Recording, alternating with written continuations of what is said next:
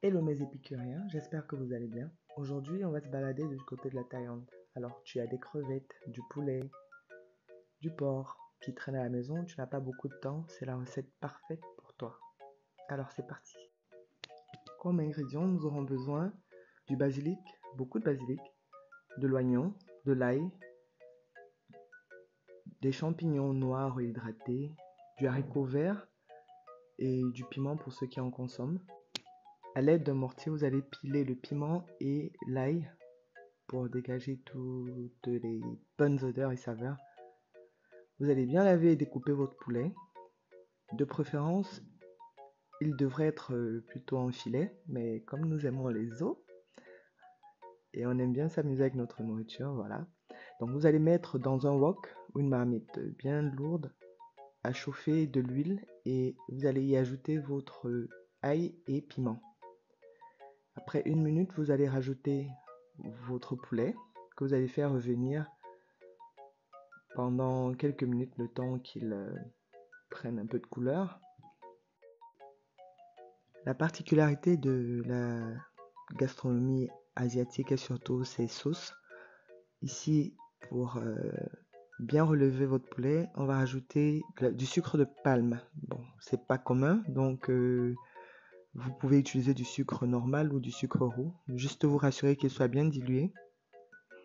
Je vais rajouter ici de la sauce huître, la sauce soja. La sauce hoisin est facultative, mais j'aime bien la rajouter de temps à autre. Donc vous pouvez simplement ne pas la mettre si vous n'en trouvez pas, mais la sauce soja, la sauce huître, c'est très important.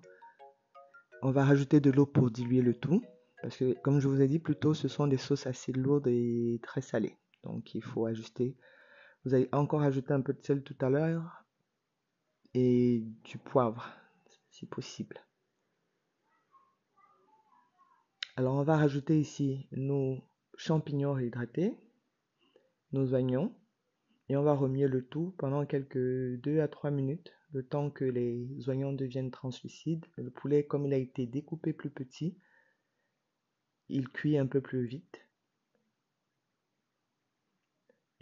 La cuisine asiatique, c'est tout le temps remuer pour éviter, pour garder surtout le croquant des légumes. Là, on va rajouter la sauce pour qu'elle commence à se mélanger à notre poulet.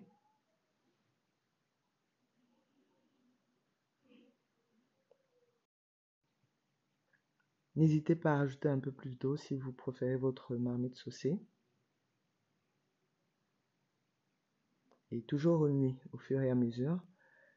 Nous sommes presque à la fin de la cuisson. Un bon chef se rassure toujours de son assaisonnement au fur et à mesure. Et là, j'ai remarqué qu'il n'y avait pas assez de sel à mon goût. Donc, j'ai rajouté du sel et du poivre.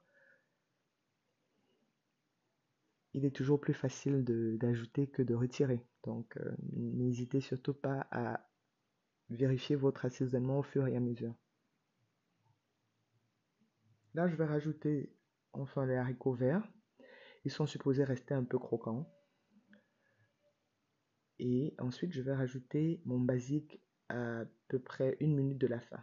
À ce moment-là, c'est explosif en bouche parce que l'odeur dans votre cuisine sera waouh.